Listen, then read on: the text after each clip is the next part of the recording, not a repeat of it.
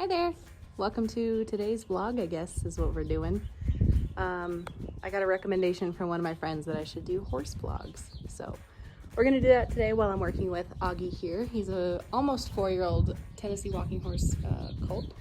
He got bit the other day by one of our other horses, so I'm not super happy about that, but I've been putting some aloe vera healing kind of stuff on it, and we'll just have to wait for the hair to grow back. I've been working with Oggy for 6 months now, almost. I'm working with a trainer in Shepherd, Montana, virtually. We're doing teletraining. And so we're talking via Bluetooth. On Mondays we do training together, and then the rest of the week I do training on my own with Oggy, and we're teaching him to pull a stone boat, like a sled. So we basically started him under saddle. I was the first person to put a saddle on him, and I've been working on desensitizing him, working in hand, getting him just to act like a horse, behave like a horse, which he still kind of acts like a dog. So that's what we've been working on. But he's a very good boy, he's very sweet, and yeah, he just got his teeth floated, so we're waiting for him to put on a little bit of weight, but he's actually starting to fill in a little bit more, which is good. So he was looking a little skinny there for a while. But yeah, today we're going to work on backing up to the shabs that are in the stone boat. I have an issue with getting him to back up straight into them, so I put the shabs up on like a support thing just so that way he can't step over it. So we're gonna see how that goes, and I'll show you guys in this video. I just worked him in the round pen a little bit. The thing with Oggy is that back in November he got cellulitis, an infection in his fetlock, his back right leg over here, and he like couldn't walk. So we had the vet come out. His leg was swollen up like a softball in that ankle joint, his fetlock. So the vet came out, we gave him antibiotic tablets, he got antibiotic injections for a while, and it's just been a constant thing dealing with lameness coming back. So we're really careful about what work we do with him, and now we've kind of figured out that like loading weight onto it, doing sharp turns, loading weight onto his haunches kind of triggers the lameness. So now with our work mainly being in the arena, I don't really need him running around in the round pen, doing sharp turns and everything like that, because he listens well.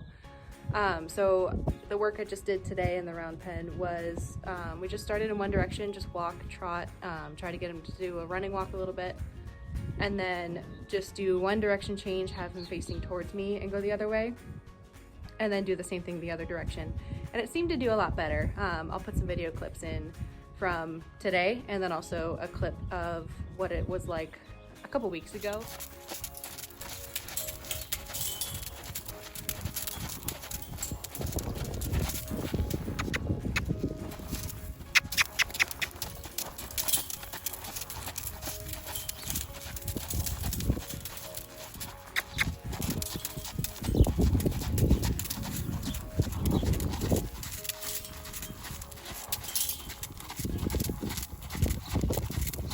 Working in the round pen, you could tell as soon as we started turning around, he would show his lameness. So it's just been a matter of trying to figure out what's gonna work to get it to not flare up. But unfortunately, this might be an issue that he has for the rest of his life. We don't know. Surgery is an option for it, but it's not something that we can afford right now. So we're kind of trying to mitigate things in the meantime. We've been giving him Butte anti-inflammatory, just 1 gram before we exercise him, just to help with some swelling and some pain. But he seems to be doing okay with that. And otherwise, he's okay running around in the pasture with his buddies because he's just running free like a horse. But when I work him in the round pen and I'm making him do all these crazy sharp turns and everything, that's just not something that he's capable of doing. Which is good. I mean, it's fine because he's not like a roping horse or a barrel horse or anything like that. He doesn't need to be doing sharp turns, but I do want him to be as mostly sound as we can get him to be, because, you know, he's so young. He's got his whole life ahead of him of rides, and nobody's ridden him yet. And I might be the first one that gets to ride him, so I just want to get him back to, you know, as close to 100% as we can. Right now, I'd say he's about 85, 87% of the way there. You know, he's definitely functional, definitely can walk, trot, run, gallop, everything like that. He's eating well. He's fine. He just has a bit of a sore ankle. So just kind of trying to figure out what ways are going to work for that. But right now I'm going to get him groomed up, which I'll do a time lapse for, and then we'll get him saddled, and then I will put the camera facing the stone boat that we're going to work with him on, and we're going to work on backing him up to it. So let's go.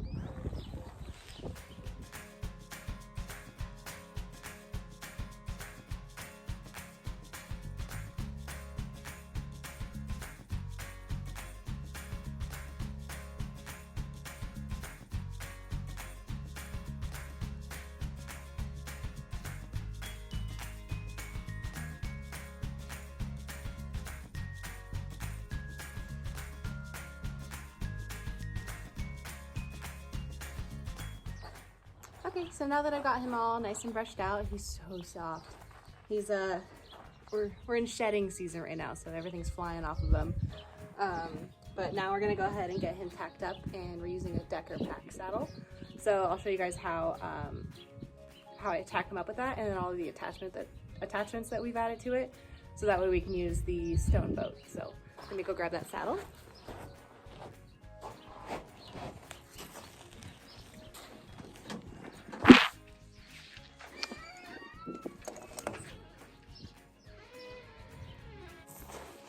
I know he was just waiting for me to walk away so he could do that.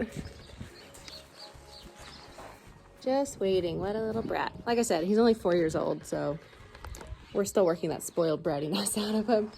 And it's taken us a long time to get to the point where I can have him stand for grooming.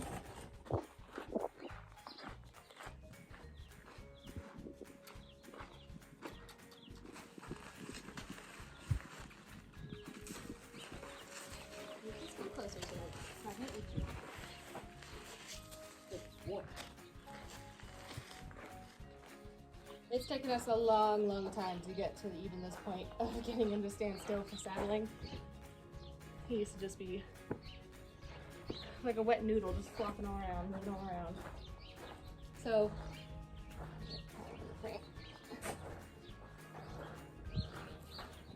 this is our Decker pack saddle. It is used for trail riding, but the purpose that we're using it for with Oggy is as kind of like a pulling harness, a driving harness. I forgot my breast collar is broken. We'll fix that on camera too. It's got a breast collar and it's got a bridge in the back, so it'll give him pressure on the back when he stops, and then it also allows him to pull with his chest. We haven't ridden him yet. We haven't put any pressure on his back, but he is a lot stronger than you would think he is. So he is able to pull the stone boat by itself and also with me on it without any issue. So we're not really worried about like overloading him with the saddle or anything, but we did get this boat caught in the fence the other day, and the leather behind the convoy buckle on my breast collar broke. So I'm gonna punch a new hole for the leather and get that in. But let's get him saddled up real quick.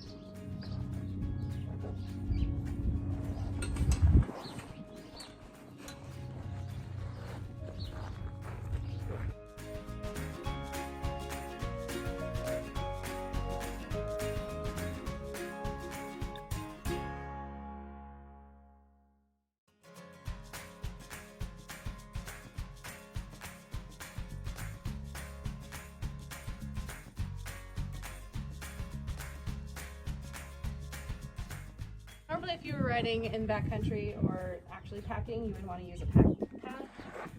We're not. We're just riding in the working in the arena so far. So I just have like a regular Navajo.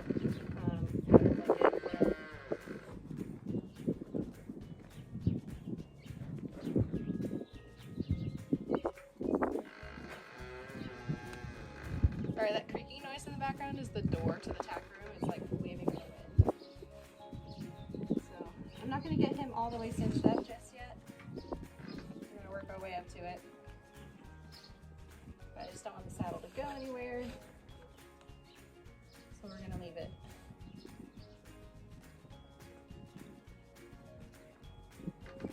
Like that, pretty tight. So next on the saddle is the breechin. The breechin, I learned how to say it from a cowboy, so it's breechin. But it's just this piece, a couple pieces of leather that go behind his butt. Sometimes it gets stuck on the side.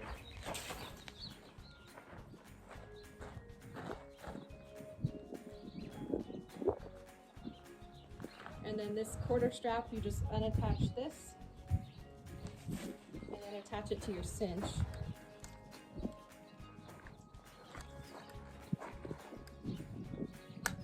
Like such. And then we have these ropes. These are his driving lines on top. This is what I use to steer him around while I'm standing behind him. And let's see, I'm gonna grab the leather punch so I can punch a new hole in his breast collar. I've got my leather punch here. We're gonna poke a new hole back here so you can kind of see. I'll take the camera. I have a Conway buckle right here, and that kind of concaves in the back. And this is the part that broke off. So I'm gonna poke a new hole a little bit farther back, which is good because I needed it a little tighter on him anyways. I just haven't adjusted it, so I guess it's kind of like a blessing in disguise.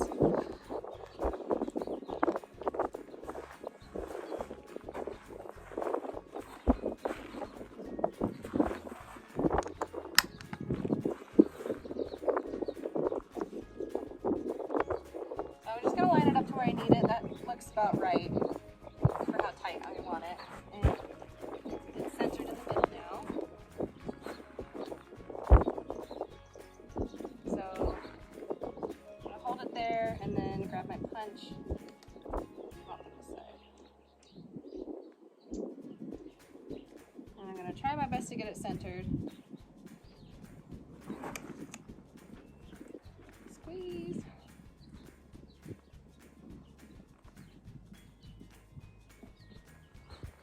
And then I usually will go through on a smaller setting, just one below where it was at, just so I can poke all the way through the hole and make sure it's all the way gone through.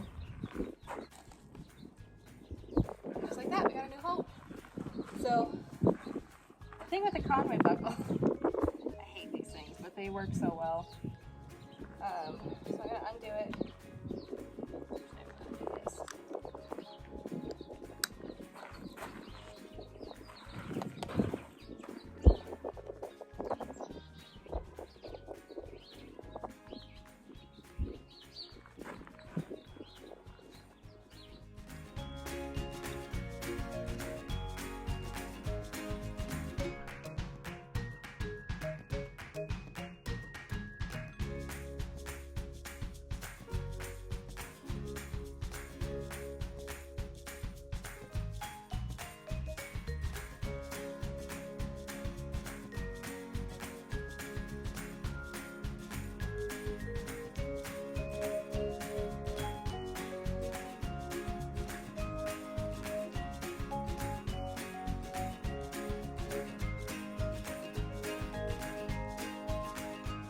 The way he's acting right now, just standing here, kind of dozing off, is a tremendous improvement from where we started. I wouldn't have been able to be doing this without him fighting me and wandering all around, stepping off to the side.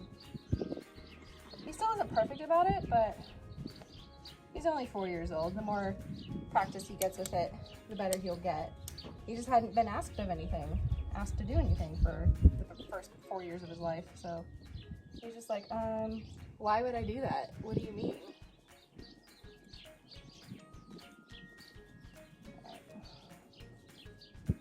Got it. I'm gonna push this strap back so I can tighten it. And then pull it back.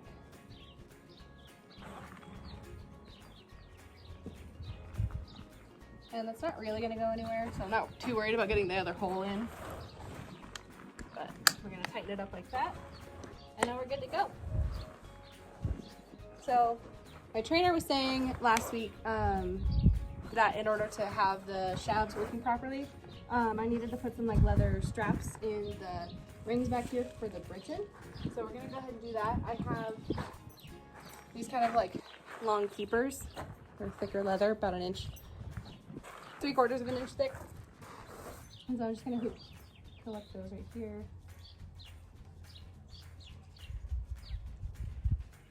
Probably about yay long. We'll find out when we get to the stone boat.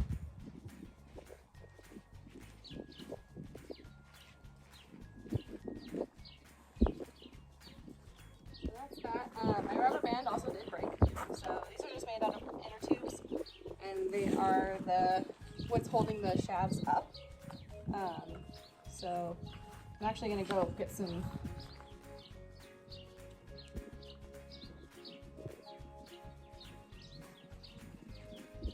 See if I can just loop them together. It might work.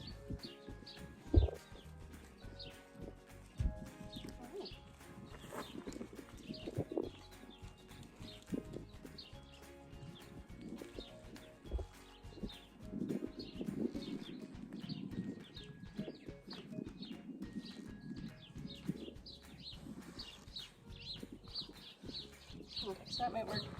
And then I'm gonna do another lark's foot knot that I had it up here, but I want it so that way this is at the bottom, pushed against the saddle, so that way if something does try to break, it's not going to let go. Do it the other way. So I push it through the back and then pull it back into itself. And I don't think it's going to do what I want it to do, so yeah, let's go this way. Yeah, here we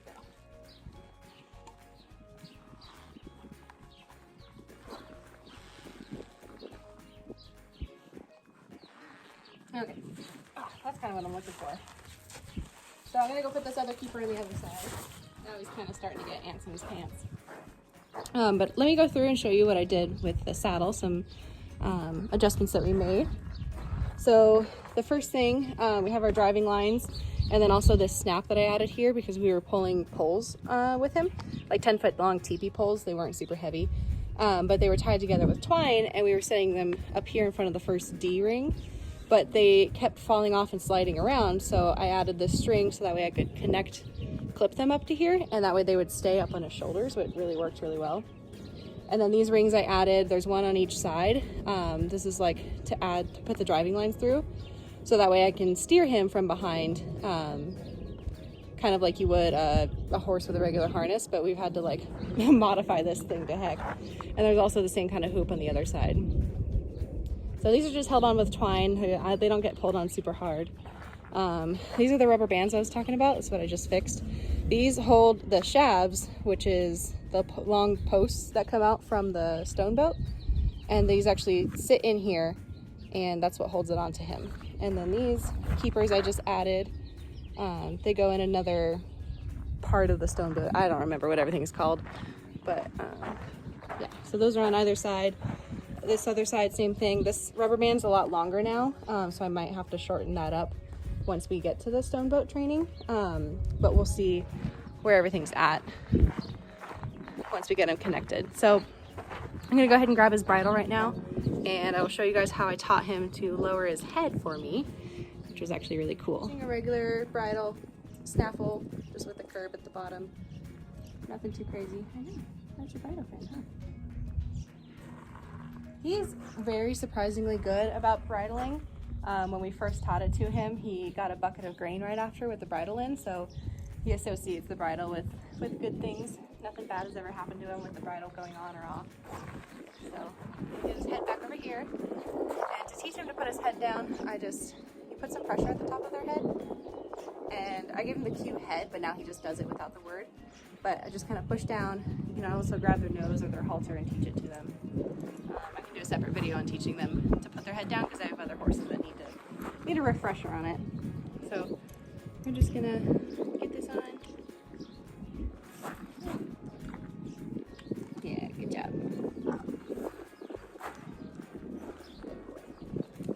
And now he puts his head like way down for me, which is nice.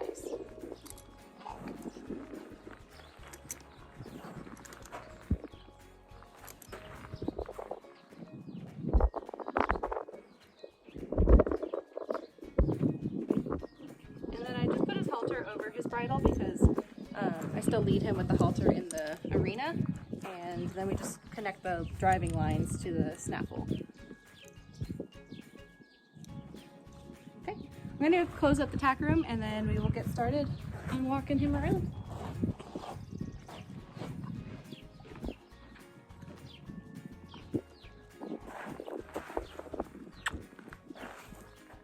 This is us working in the arena. As you can see, I had him backed up to the stone boat. Those arms that are sticking out are what's going to attach to his harness. However, he got spooked at a car and kicked one of the buckets out and then wouldn't back up to it again. So that's something that we need to work on now. But sorry I didn't close out the vlog. I just got really frustrated at the end, but thanks for watching. We'll see you in the next one.